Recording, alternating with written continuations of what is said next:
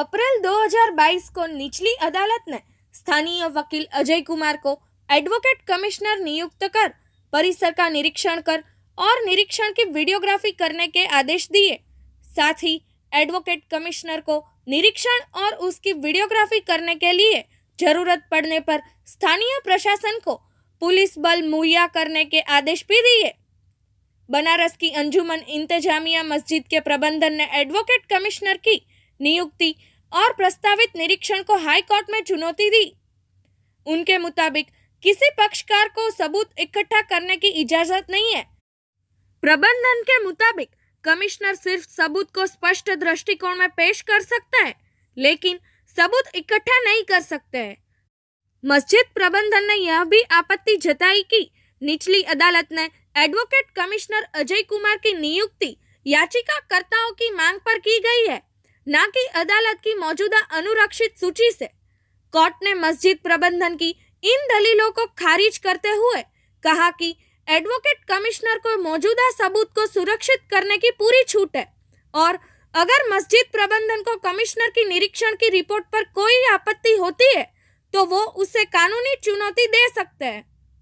High court ने यह भी साफ कर दिया कि एडवोकेट कमिश्नर को सुरक्षा बल निरीक्षण करते वक्त उनकी जरूरत के हिसाब से ही मुहैया करने के आदेश है।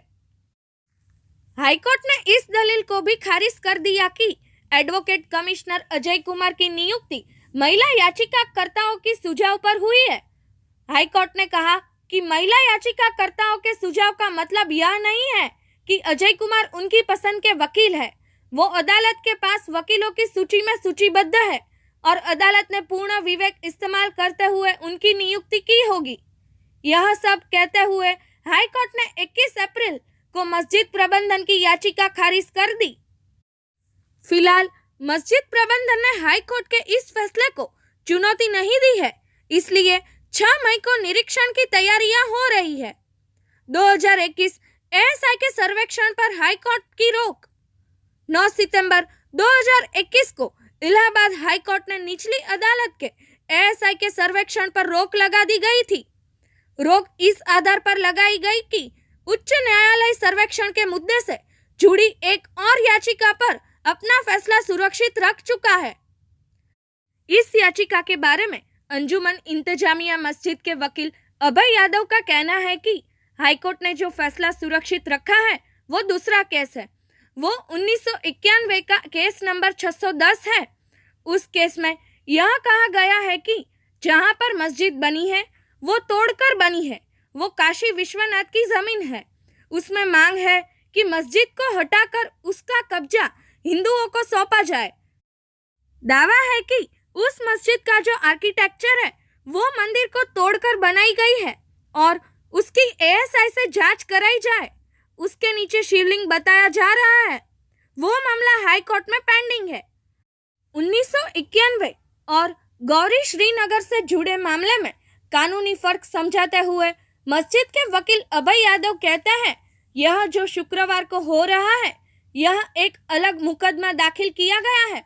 यह मुकदमा है राखी सिंह बनाम उत्तर प्रदेश सरकार। इस मुकदमे में प्लॉट नंबर 9130 उस प्लॉट में बहुत सारी देवी देवताओं गणेश जी, शंकर जी, महादेव जी, गौरी श्रृंगार की मूर्तियां भरी हुई है और उन देवी देवताओं की दैनिक पूजा में कोई हस्तक्षेप न किया जाए। श्रृंगार गौरी में साल में एक बार पूजा होती थी, नवरात्र में चतुर्थी को, लेकिन अब यह रोज पूजा की बात कर रहे हैं।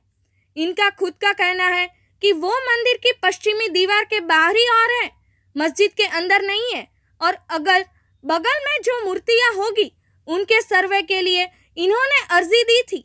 उसी पर शुक्रवार को कमीशन जा रहा है। ज्ञानवापी मस्जिद ने काशी विश्वनाथ मंदिर कॉरिडोर के लिए दी जमीन। अयोध्या की तरह काशी मथुरा में भी हिंदू पक्ष में फैसला हो सकता है। क्या है दोनों पक्षों के दावे? दोनों पक्षों के दावों को बेहतर समझने के लिए हमने उनके वकीलों से बात की। पूजा करने की इजाजत मांग रही महिला याचिकाकर्ताओं के वकील मदन ने कहा कि उन्होंने अपनी याचिका में एडवोकेट कमिश्नर से संपूर्ण 9130 प्लॉट के निरीक्षण की मांग की थी। वो कहते हैं कि उन्हें गौरी श्रृंगार की मूर्ति का अस्तित्व प्रमाणित करने के लिए निसंदेह मस्जिद के अंदर जाना पड़ेगा। इस दावे को अंजुमन इंतजामिया मस्जिद के वकील अभय यादव का कहना है कि उन्होंने जो याचिका डाली है किया है उसमें खुद ही लिख रहे हैं कि वो श्रृंगार गौरी की मूर्ति है और मस्जिद की पश्चिम दीवार के बाहर है। अभय यादव कहते हैं, हमें सर्वे पर कोई आपत्ति नहीं है, आपत्ति सिर्फ इस बात पर है कि यहाँ लोग मस्जिद के अंदर ना जाए। अभय यादव के मुताबिक कोर्ट ने मस्जिद के अंदर जाकर सर्वे करने का कोई ऑर्डर नहीं दिया है। वो यह भी कहता है कि जिस प्लॉट नंबर 9130 का जिक्र किया गया है वो कहाँ मौजूद है यह तय नहीं है। उन्होंने कहा, आप कैसे तय करेंगे कि जहाँ पर मस्जिद है वो प्लॉट नंबर 9130 का हिस्सा है? वो तो रेवेन्यू नक्शे के हिसाब से तय होगा। याचिकाकर्ताओं ने मैप कोर्ट में जमा नहीं किया है। आज जो निरीक्षण होने वाला है उससे यह तय नहीं होगा कि जिसको वो लोग मां श्रृंगार गौरी का मंदिर कह रहे हैं वो प्लॉट नंबर 9130 में आता है।